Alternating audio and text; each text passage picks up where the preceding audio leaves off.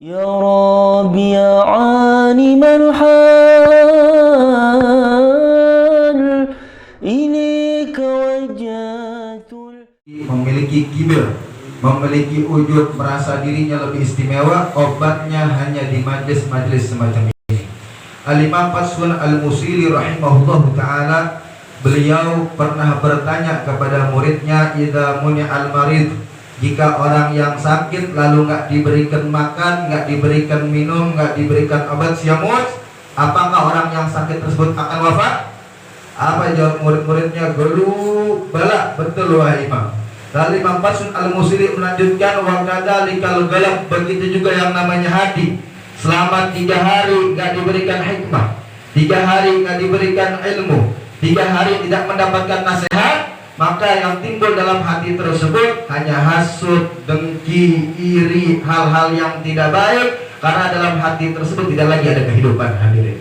Dan majlis-majlis semacam ini adalah majlis-majlis yang bisa memberikan asupan kepada hati kita, asupan kepada jiwa kita, menjadi jiwa-jiwa yang menimbulkan, menghasilkan nilai-nilai kebaikan dan jauh daripada kebaik, perkara-perkara yang buruk. Hadirin, likuli insan, bagi setiap manusia itu memiliki 2 bentuk. Allah jadikan setiap manusia itu memiliki 2 bentuk. Surah zahirah. Yang pertama bentuk zahirah, wahya al-jasad, yang kita sebut saat ini sebagai jasad fisik kita. Yang kedua surah batinah, bentuk batin yang kita sebut sebagai roh dan nafsu.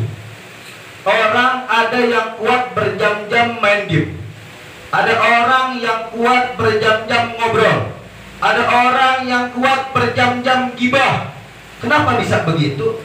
Sebab yang dia hidupkan bagian batin yang namanya nafsu, sehingga perkara-perkara yang buruk akan nyaman sesuai dengan keinginannya dan membuat dia tidak merasa berat melakukannya. Tapi kalau orang menghidupkan rohnya, maka niscaya rohnya itu nggak bakal suka dengan perkara-perkara yang buruk. Ketika duduk di majlis 2 jam, 3 jam merasa sebentar, tapi ketika duduk depan game baru 30 menit rasanya pegel.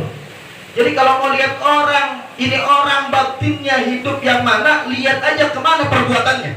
Kalau duduk di majlis belakangan main game duluan, ini orang berarti nafsunya yang hidup, bukan rohnya, hadirin. Dan majlis-majlis semacam ini, majlis-majlis yang memberikan pengaruh untuk hidupnya roh kita, sehingga kita akan condong kepada perkara-perkara yang baik. Dan mudah-mudahan Allah jaga zahir wal batin kita. Amin ya rabbal alamin.